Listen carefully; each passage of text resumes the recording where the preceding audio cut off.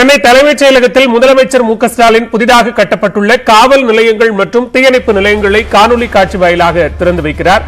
அதன் நேரலை காட்சிகளை பார்க்கலாம்.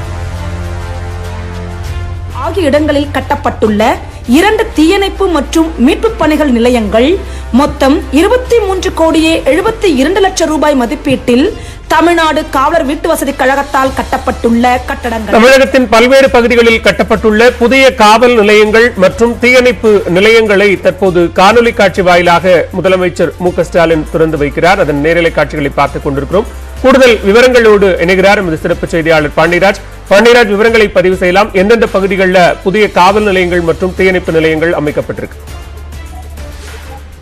பாலவேல், சென்னை தலைமைச் செயலகத்திலிருந்து முதலமைச்சர் மு க ஸ்டாலின் அவர்கள் தமிழகத்தினுடைய பல்வேறு பகுதிகளில் புதிதாக கட்டப்பட்டிருக்கக்கூடிய காவல் நிலையங்கள் மற்றும் தீயணைப்பு நிலையங்களை தற்பொழுது காணொலி காட்சிகளாக திறந்து வைக்கிறார்.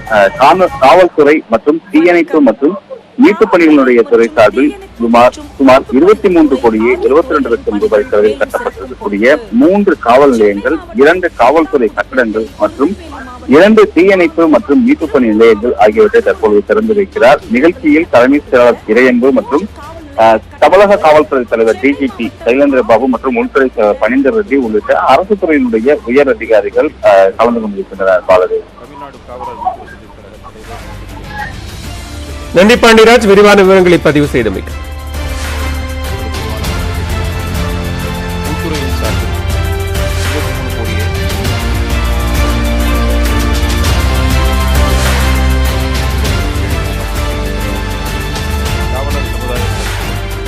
தமிழகம் முழுவதும் பல்வேறு பகுதிகளில் அமைக்கப்பட்டிருக்கக்கூடிய புதிய காவல் நிலையங்கள் மற்றும் தீயணைப்பு நிலையங்களை முதலமைச்சர் மு க ஸ்டாலின் காணொலி காட்சி வாயிலாக தலைமைச் செயலகத்திலிருந்து திறந்து வைத்தார். அதன் நேரலை காட்சிகளை பார்த்தோம்.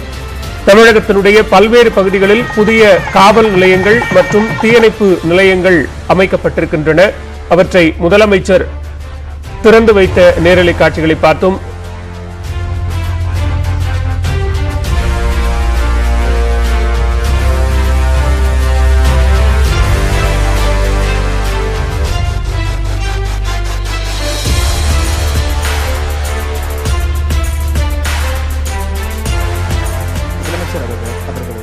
வருக வருக